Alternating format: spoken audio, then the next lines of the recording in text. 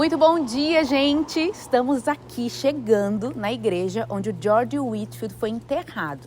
É o seguinte, o George Whitefield foi um grande evangelista, um grande pregador, fez parte do grande avivamento aqui nos Estados Unidos, conheceu pessoalmente, foi amigo do John Wesley e também do Jonathan Edwards. Agora, a curiosidade que fica também é a seguinte, o George Whitefield é da Inglaterra, mas foi enterrado aqui. Por que será que o corpo dele está aqui, que foi enterrado debaixo de um púlpito da igreja? Se você quer saber mais, fica aqui com a gente, já aproveita, curte esse vídeo, compartilha para seus amigos e comenta aqui embaixo se você está gostando dos Basos na Estrada. Senhoras e senhores, Basos na Estrada. A gente está aqui na porta da igreja, que antes era uma meeting house.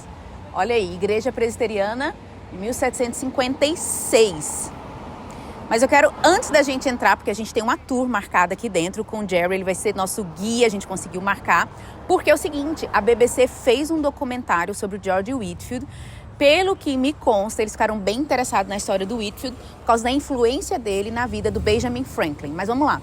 Vamos falar sobre George Whitefield para quem não conhece. O George Whitefield é do século XVIII, da mesma época do Jonathan Edwards, do John Wesley. Ele teve uma infância pobre, não teve o pai presente, só a mãe. A mãe dele era dona de uma hospedaria. E foi nesse ambiente que ele acabou tendo contato com um pouquinho de teatro, com artes cênicas, porque ele foi um ator.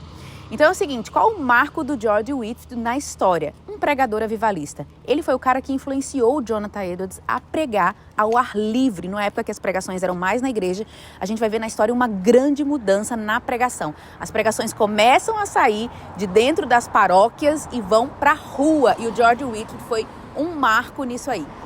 E também na questão da pregação, a gente pode frisar a mudança que ele marcou na história. Por quê? Porque naquela época as pessoas pregavam usando o esboço, lendo o esboço, era muito mais uma leitura. Numa época que as pregações, principalmente na Inglaterra, eram muito enfadonhas, George Whitefield começa a pregar batendo no púlpito, batendo o pé, subindo em árvore, criando histórias. Tanto é que tem um livro que chama O Divino Dramaturgo, ou seja, o George Whitefield mudou a história da pregação.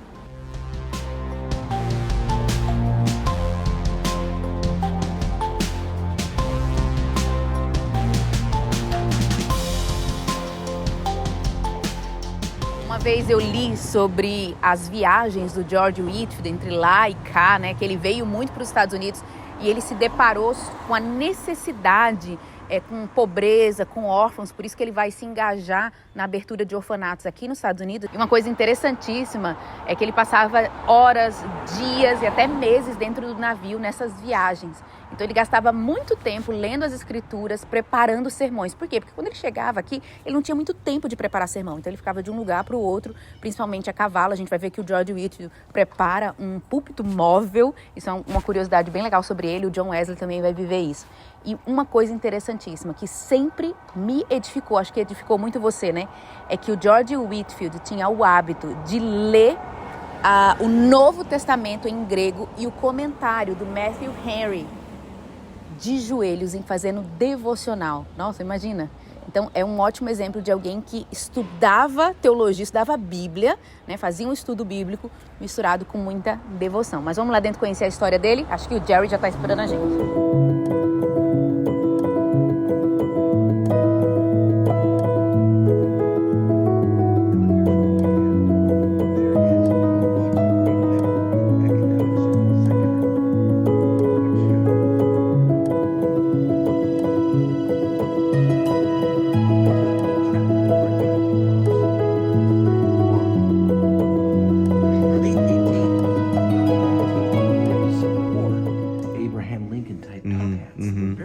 Na época eles usavam aqueles chapéus bem de Lincoln, né? So they would put them in these holes. E eles botavam... Ah, yeah! E eles botavam nesses buracos aqui. O chapéu, aquele chapéu. They used to have these holes all throughout the congregation. E na verdade tinha isso aí em todo lugar, né? But they sealed them up because the kids would go like this. Mas eles fecharam porque as crianças ficavam mexendo muito aqui e tal. So they pull off, they sealed them all up, so we left these open. Só deixou isso daqui pra lembrar.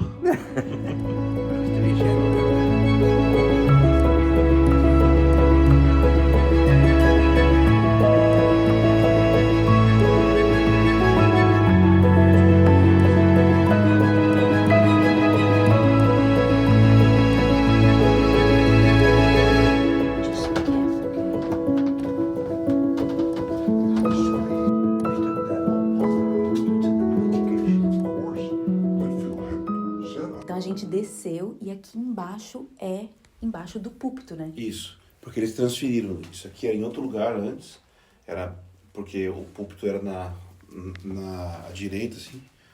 E aí, quando eles reconstruíram e colocaram o púlpito pro outro lado, eles também tiraram de lá e trouxeram para cá o túmulo.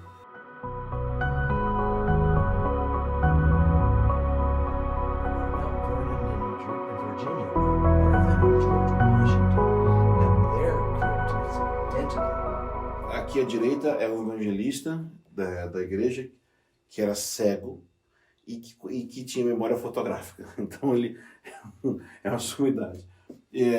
À esquerda do Whitefield tá o primeiro pastor aqui e que era amigo do Whitefield. Então, no meio tá o Whitefield, a Bíblia de Genebra, ali é uma espécie de, acho que é cópia, não sei se é o crânio, mas pelo que eu entendi, acho que é cópia do crânio. Muito engraçado, porque ele deixou a gente agora sozinho, que a gente poderia, inclusive, pegar ali. Mas não é, por isso que eu acho que não é. Exatamente. E ele contou também a história de que as pessoas, durante um tempo, vieram aqui, não exatamente esse lugar, né, como era antes, e cada um tava roubando um pedacinho do corpo do Whitefield. Era em vidro, né? E aí as pessoas ficavam vendo e tentavam quebrar ou levantar. E tem a história de um irmão que pediu para uma pessoa que vinha até Boston, falou, pega algo do Whitefield lá. Mas pega algo, vai lá assistir um sermão na igreja e pega uma das cartas do Whitefield. E o que o cara fez foi pegar um braço do Whitefield e levar para a Inglaterra. Isso foi uma vergonha e depois o irmão mandou de volta. Eles conseguiram reunir as outras partes que cada um tinha. Eles pediram, foi a própria cidade, falou, tava nojento esse negócio de pessoas roubando coisa da cripta, e aí eles pegaram os pedaços de volta, quanto eles conseguiram, e fizeram direitinho um lugar aqui. Pra mim é emocionante estar aqui, porque esse lugar eu tinha uma foto, e eu sempre usei nos slides quando dava aula sobre o George Whitefield, e agora estamos aqui. Muito legal.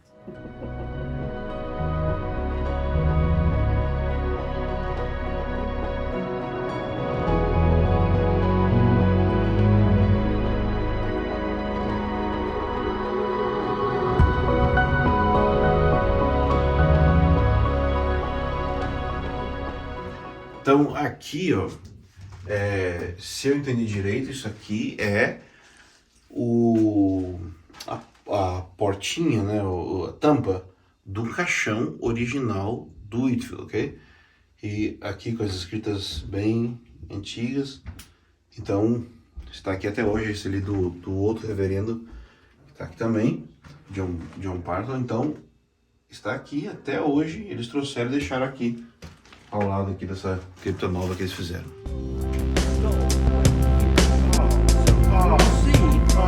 Ben Franklin is protecting our building.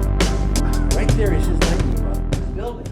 You have to come up here and put your name and your date. Então tinha when you worked on it. Tradição, se você trabalhava aqui, Ever since from você tinha que colocar o seu nome aqui e... We've had all these different people working on the building. Olha, 1972, 1907. 37. I think I saw one that's really old. Like 18. Ó, 1907. Oh, 1857 over there. And I think there's a 1857.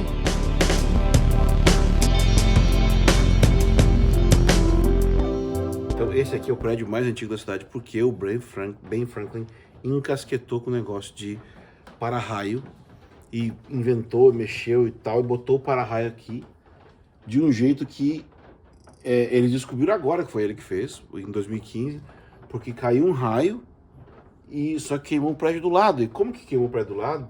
Estragou ali, não aqui.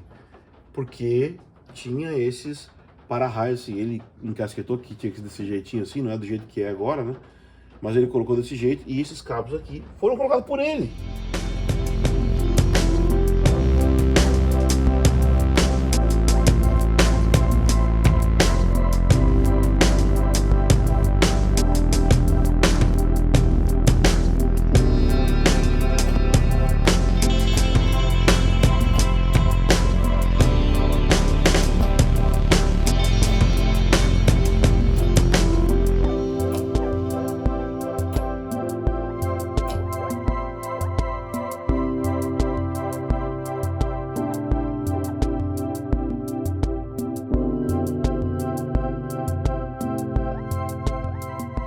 A gente terminou a tour agora com o Jerry, ele foi muito simpático, muito querido. É um super passeio vir aqui. Ele conta toda a história de Whitfield e explica por que o Whitfield foi enterrado aqui nessa igreja, que é uma igreja presbiteriana, nessa região aqui da Nova Inglaterra, sendo que ele é inglês, né? Muita gente vem aqui e sobe no púlpito e fala, eu estou aqui pregando onde o Whitfield pregou. Mas não é bem assim, porque o Whitfield não pregou nesse púlpito que nós temos aqui.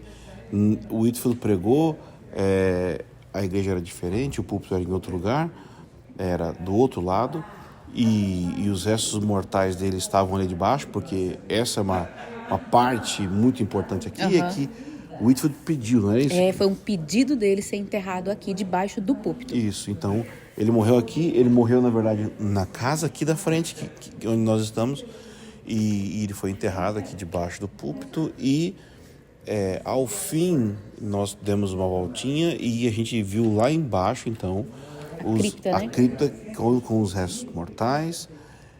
Que incrível! E aí o que eles fizeram? Eles transferiram os restos mortais de lá, de onde era antes, como a igreja era, a igreja não era comprida, era de lado assim, né? Eles transferiram aqui para o outro lado, embaixo de fato, de onde é hoje o púlpito, né? E que interessante que ele falou que o púlpito foi organizado de um jeito que lembra a ordem da democracia, do parlamento. Então, porque isso influenciou a mente do americano, né? Como que o Whitfield influenciou em termos de nós devemos ser submissos à Bíblia e que o indivíduo tem essa autonomia a partir de 1 João, quando ele fala, vocês têm a unção que vem do santo e não precisam que ninguém vos ensine coisa alguma.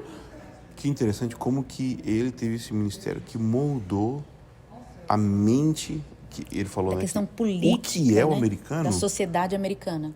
Vem isso é bem interessante. Da maneira que ele pregava e da maneira que ele falava, né?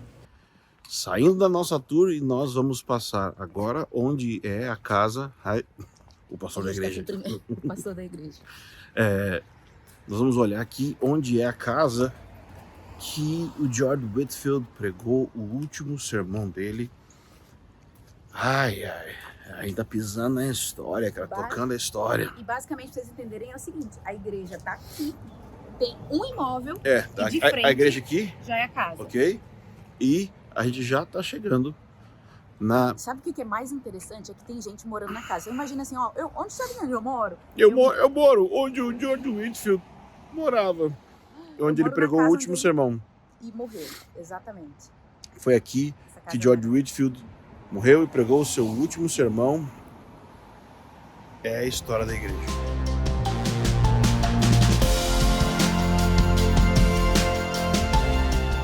Então só pra vocês saberem, o último sermão que ele pregou foi da seguinte maneira. O povo, entende que o que o nosso tour falou é o seguinte, ele já era um rockstar na época.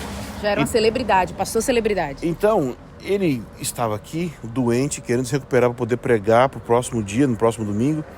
E tinha 3.000 pessoas na frente da casa, pedindo para ele pregar. Então, ele foi até uma das janelas e disse que ele iria pregar um sermão da seguinte maneira. Ele iria acender uma... Como é que chama? Uma vela. Era um outro nome que ele deu, né? Acho que não era vela exatamente. Mas tipo uma vela, uma lamparina. E quando acabasse ali... Quando apagasse, então ele iria parar. Então ele pregou só por 2 horas, tá? Doente. Então subiu pro quarto e logo entre 1 da manhã até as 6 da manhã, ele lutou pela vida e então ele morreu.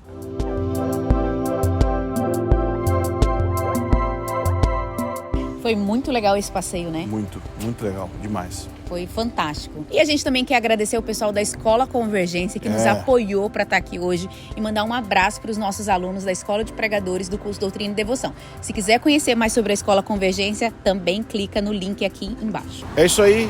Encerramos mais um vídeo, mas não esqueça, se inscreve no canal, ativa o sininho, curte, compartilha. Beijo, vou almoçar. E agora eu virei pároco da igreja, vou trabalhar aqui, ó.